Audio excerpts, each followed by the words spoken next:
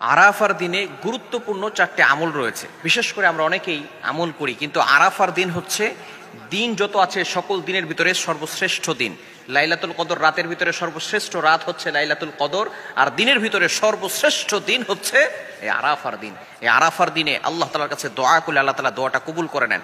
আরাফার দিনে বিশেষ করে এই জিলহজ মাসের আল্লাহ পাক রব্বুল আলামিন 9 তারিখে আরাফার দিন বিশেষ করে হাজী সাহেবরা সবাই আরাফার ময়দানে চলে যাবে, এবং সেই দিন আল্লাহ তাআলার কাছে দোয়া করলে আল্লাহ পাক রব্বুল আলামিন তাদের দোয়াগুলো কবুল করে নেবেন। এজন্য আরাফার দিনে আমরা 4টে আমল করব। নাম্বার 1, 1 নাম্বার হচ্ছে রোজা রাখবো। বিশেষ করে আমরা রোজা রাখার চেষ্টা করব।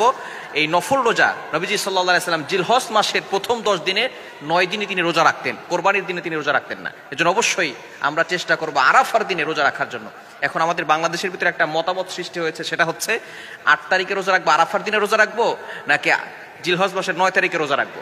বিশেষ করে আরাফার দিন একদিন, যেহেতু সৌদি আরবে একদিন আগে আরাফার দিন অবস্থিত হয়ে যায়, এজন্য এখন অনেকের ভিতরে একটা সমস্যা হয়ে দাঁড়িয়েছে যে আমরা কোন দিন রোজা রাখবো। যদি আপনি একটা মত হচ্ছে আরাফার দিনে রোজা রাখতে হবে, যেহেতু সৌদি আরবে একদিন আগে আরাফার দিন অবস্থান করে। আর আব্বাস রাদিয়াল্লাহু তাআলা আনহু এবং আলী রাদিয়াল্লাহু তাআলা আনহু তাদের মত অনুযায়ী জিলহজ মাসের 9 তারিখ হচ্ছে আরাফা উদ্দেশ্য, আরাফা দ্বারা হচ্ছে জিলহজ মাসের 9 তারিখ উদ্দেশ্য।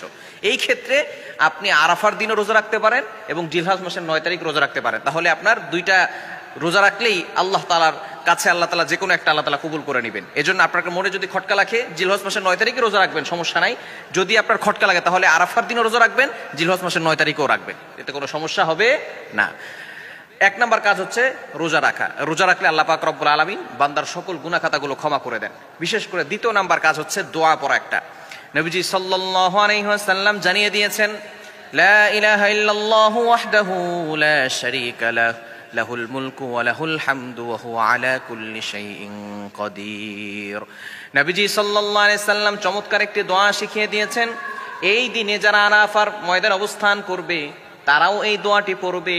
বিশেষ করে আমরা যারা অবস্থান করতে পারি নাই, আমরাও এই আমলটি করার চেষ্টা করব, পারবো তো ইনশাআল্লাহ। লা ইলাহা ইল্লাল্লাহু ওয়াহদাহু লা শারীকা লাহু লাহুল মুলকু ওয়া লাহুল হামদু ওয়া হুয়া আলা কুল্লি শাইইন কাদির। এই আমলটি আমরা করব। বিশেষ করে এই দোয়াটি পড়লে আল্লাহ পাক রব্বুল আলামিন ওই বান্দার প্রতি স্যাটিসফাই হয়ে যান, খুশি হয়ে যান। এজন্য 1 নাম্বার আমল হচ্ছে কি বলেন তো? রোজা রাখা, মাশাআল্লাহ। 2 নাম্বার আমলই হচ্ছে আল্লাহ তাআলার কাছে দোয়া করা। 3 নাম্বার আমল হচ্ছে এই দোয়াটি পড়া, লা ইলাহা ইল্লাল্লাহু ওয়াহদাহু লা শারীকা লাহু। 3 নাম্বার আমল হচ্ছে, যেহেতু এই দিনে অনেকেই রোজা রাখে, আপনি ইফতার করানোর ট্রাই করবেন। যদি আপনি ইফতার করাতে পারেন তাহলে এই ব্যক্তি রোজা রেখে যেই পরিমাণ সওয়াব পেয়েছে তার একটি সওয়াবের পার্সেন্টেজ আল্লাহ তাআলা আপনার আমলনামায় দিয়ে দিবেন। আপনি অবশ্যই এই দিনে আপনি দান করার চেষ্টা করবেন, ডোনেশন করার চেষ্টা করবেন। ইফতার করাতে পারেন না, আপনি ডোনেশন করেন, দান করে দেন। দান করলে আল্লাহ তাআলা বান্দার প্রতি খুশি হয়ে যান। আল্লাহ তাআলা যদি বান্দার প্রতি রাগান্বিত হয়ে যান, আস-সাদাকাতু তুতফিউ গাদাবার রব্বি ওয়া তাদফাউ মিতাতাস সু, তাহলে বান্দা যদি আল্লাহ তাআলার জন্য ডোনেশন করে, দান করে, আল্লাহ তাআলা ওই বান্দার প্রতি খুশি হয়ে যান, বলেন সুবহানাল্লাহ। এজন্য আপনি এই আরাফার দিনে দান করার চেষ্টা করবেন, যতটুকু পারেন আপনি দান করবেন। এবং 4 নাম্বার হচ্ছে আপনি আল্লাহর কাছে দোয়া করবেন। যত বেশি দোয়া করবেন, আপনার দোয়াগুলো কবুল হচ্ছে না, অ্যাকসেপ্ট হচ্ছে না, আরাফার দিনে আপনি দোয়া করেন। এই দিনে আপনি রোজাও রাখবেন, রোজা রেখে আপনি আল্লাহর কাছে দোয়া করবেন। এই আরাফার দিনের গুরুত্বপূর্ণ 4টে আমল অবশ্যই আমরা আমল করার চেষ্টা করব। 1 নাম্বার হচ্ছে কি বলেন তো? 1 নাম্বার হচ্ছে রোজা রাখা। 2 নাম্বার আপনি দোয়া করবেন, লা ইলাহা ইল্লাল্লাহু ওয়াহদাহু লা শারীকা লাহু লাহুল মুলকু ওয়া লাহুল হামদু ওয়া হুয়া আলা কুল্লি শাইইন কাদির।